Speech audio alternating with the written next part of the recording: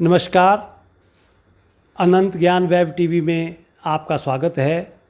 इस वक्त हम लाइव हैं मंडी स्टूडियो से और हमारे साथ हैं ज़िला मंडी के पंडोह के पास बास्ता गांव की लता, जो कि संगीत के क्षेत्र में आगे कदम बढ़ाते हुए अपना कैरियर संवार रही है।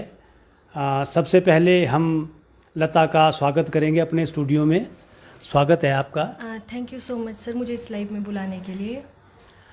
हाँ लता, जैसे कि हमने पहले ही अपने इंट्रो में बताया कि आप संगीत के क्षेत्र में आगे अभी साधनारत हैं, तो हम ये चाहेंगे दर्शकों के लिए कि आप पहले अपना जन्म स्थान और जो शुरुआती शिक्षा दीक्षा है उसके बारे में आप बताएं।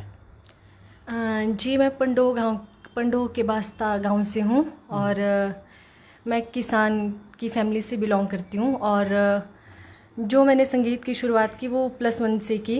गाती तो मैं पहले भी थी स्कूल टाइम में, लेकिन पहले भी गाती थी, लेकिन शुरुआत मैंने +1 से ही की। फिर जब टीचर्स ने मेरे को आगे स्टेज पे खड़ा किया तब उसके बाद। ये जो संगीत के दिशा में, क्या आपके घर में ऐसा माहौल था या आपकी रुचि इस तरफ कैसे हुई? रुचि तो पहले से ही थी, लेकिन जब टूर्नामेंट्स में जाते थे तो एक बार मैम ने सुना मुझे, सविता मैम, जिन्होंने हमें पढ़ाया भी है स्कूल में, तो फिर उन्होंने जब सुना तो उन्होंने मुझे स्टेज पे वो ले गए। फिर उसके बाद सुमन मैम है जिन्होंने मुझे बताया कि संगीत सदन है मंडी में, ऐसे आप जाओ। फिर मैंने गर्ल्स स्कूल में उस दौरान एडमिशन भी लिया और वहाँ पे भी सीखती रही। मतलब ये है कि संगीत की जो शिक्षा है, आपने संगीत जो सदन है यहाँ मंडी में, वहाँ से कितने टाइम तक किया वहाँ पे आपने कोर्स? वहाँ पे मैंने कम से कम 2 साल सीखा। अच्छा, तो पढ़ाई के साथ इसमें कोई मुश्किल नहीं आई आपको? मुश्किलें तो आई, लेकिन तब भी फिर इसको कंटिन्यू करना ही था क्योंकि इसी में कैरियर बनाना है ना आगे, इसलिए। तो जैसे आपने बताया कि भी आपने संगीत सदन में ये थोड़ा इसका शुरुआत किया और +1 2 तक भी आपका टूर्नामेंट में या जो कुछ था, तो उसके बाद जो कॉलेज की पढ़ाई के बारे में आप बताएं कुछ। कॉलेज मैं इधर ही VGC मंडी कॉलेज जो है, वल्लभ कॉलेज, उससे ही मैंने पढ़ाई की है अपनी, जो BA है। और उस टाइम पे मैं श्रीमती अनुपमा शर्मा जी, उनसे संगीत सीखती रही। फिर अब भी मैं कभी कभी उनके पास जाती हूँ। अच्छा, तो यहाँ जैसे मंडी कॉलेज की जो आपने बात की, यहाँ आपने कोई ऐसा संगीत से संबंधित कोई स्टेज प्रोग्राम या कुछ ऐसा किया हो, उसके बारे में आप बताएं। हाँ जी सर, 2022 में नाहन में हुआ था स्टेज, जो यूथ फेस्टिवल वगैरह होते हैं, तो उसमें एक बार पार्टिसिपेट किया था। तो फिर उसमें फर्स्ट पोजीशन रही थी फोक में, लोक संगीत में। आपके टाइम में जैसे कॉलेज में कितना 4-5 साल रहे होंगे आप यहाँ पे? ये 3 साल? हाँ जी, 3 साल।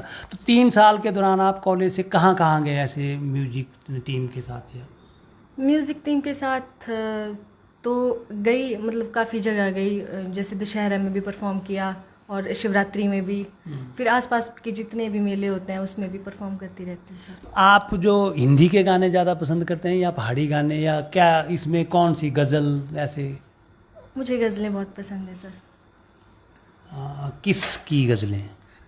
सबकी जो मुझे अच्छी लगे सुनने में। तो मेरा ख्याल ऐसा करते हैं कि गज़ल का थोड़ा सा मुखड़ा या जो भी आप पसंद करते हैं वो हमारे दर्शकों के लिए आप। एक जो हमारी मैम की कंपोज की हुई गज़ल है वो मैं सुनाना चाहूँगी। आ आ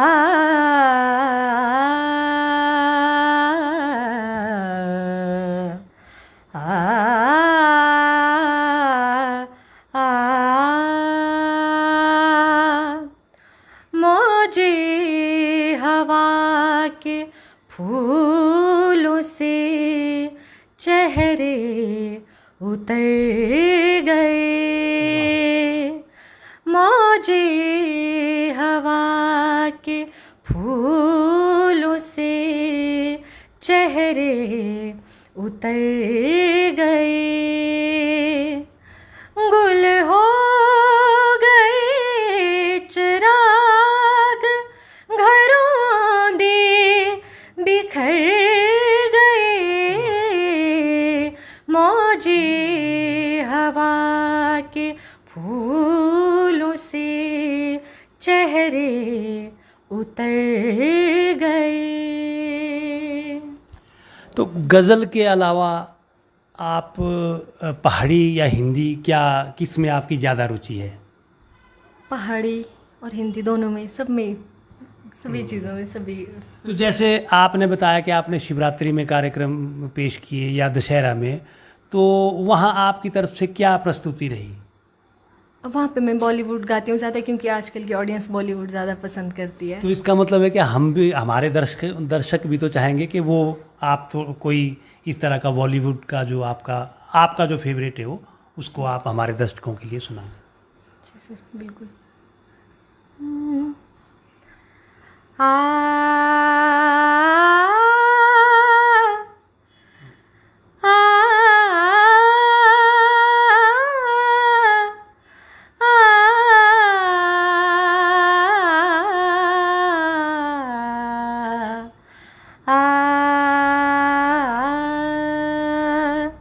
रहना बीती जाए, शाम ना आए, रहना बीती जाए, शाम ना आए, निंदिया ना आए, निंदिया ना आए, रहना बीती जाए, शाम ना आए, रहना बीती जाए। वाह, क्या बात है! आप बहुत सुरीला गाते हैं।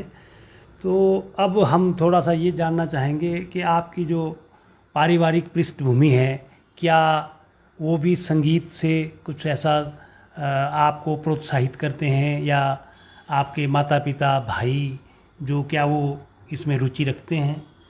देखिए सर, प्रोफेशनली तो कोई भी नहीं है हमारी फैमिली में, लेकिन मेरी दादी जो है बहुत अच्छा गाते थे। पापा भी अच्छा गाते थे, लेकिन उन्हें आगे स्टेज ना मिल पाने के कारण तो थोड़ी दिक्कतों का सामना करना पड़ा। इस वजह से फिर उन्होंने मुझे आगे इस चीज़ में प्रोत्साहित किया।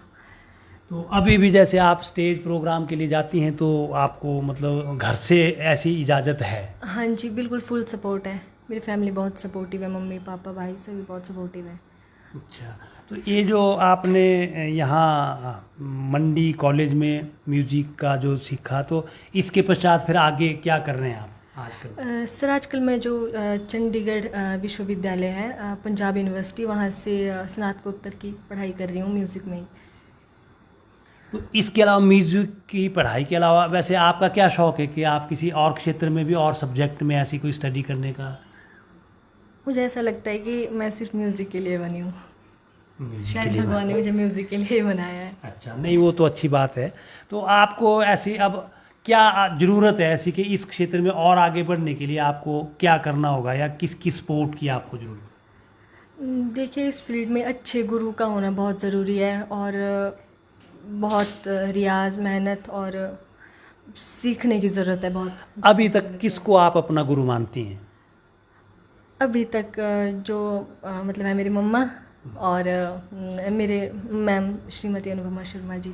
अच्छा, उनसे जो उन्होंने जो आपको सहयोग दिया है, सिखाया है, वो एक तरह से आप गुरु की श्रेणी में उनको रखते हैं। तो इन फ्यूचर जो अभी जैसे आप मास्टर डिग्री करने के लिए घर से बाहर गए हैं चंडीगढ़, तो वहाँ कैसे आप मैनेज कर रहे हैं कि आप मतलब जैसे आने जाने का, या आने जाने का वैसा है कि रूम लिया है बाहर ना, तो 4-5 किलोमीटर है, तो अप डाउन करती हूँ रूम से। अच्छा, मतलब तो मास्टर डिग्री करने के पश्चात कोई और है कुछ इसमें आगे जाने का, या कुछ? हाँ जी, इसमें है एकेडमिक्स में। अगर आपने परफॉर्मिंग आर्ट वाली साइड जाना है तो उस साइड है, और अगर आपने साउंड इंजीनियरिंग में जाना है तो उस साइड है। स्टूडियो वगैरह खोलना होगा अगर अपना पर्सनल। आपकी अपनी इच्छा क्या है भाई, किस दिशा में मेरी क्या इच्छा है? है कि मैं एकेडमिक्स में जाऊँ और सीखूँ जितना भी हो सके। अपने आप सीखूं और फिर बाद में दूसरों को सिखाएं, ये आपका ये है। तो अब जैसे आपने ये कहा था हमें कि आप पहाड़ी गीत का भी उसमें भी वो रखते हैं शौक़, तो हमारे दर्शकों के लिए एक पहाड़ी गीत जो आपकी पसंद का हो उसे सुनाएं। उड़ी जाया उड़ी जाया उड़ी जाया उड़ी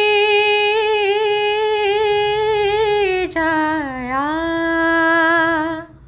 उड़ी जाया उड़ी जाया कालिया कागा एक ओ सनेहा लई जाया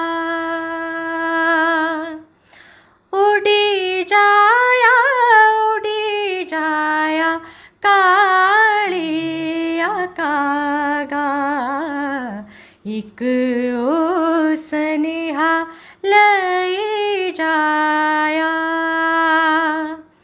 किधिए मढ़ाऊं तेरी कालिया चूंजा किधिए मढ़ाऊं काले पंखा सुई ने मढ़ाऊं तेरी कालिया चूंजा रूपे मढ़ाऊं काले पंखा। वाह, बहुत खूब। तो अब हमारे दर्शकों के लिए कोई हिंदी गीत जो आप अपना हमारे दर्शकों के लिए वो सुनाएं।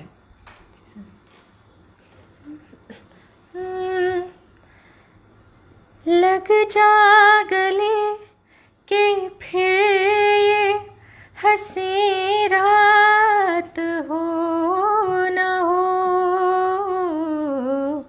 शायद फिर इस जन्म में मुलाकात हो न हो लग जा गले हम। आपने अपनी जो संगीत के क्षेत्र का आपका जो अनुभव है या जो प्रस्तुतियां हैं वो दी। संगीत के क्षेत्र में आज के युवाओं को जोड़ने के लिए आप क्या संदेश देना चाहेंगी? मैं सब भी जो मतलब सीख रहे हैं अभी तो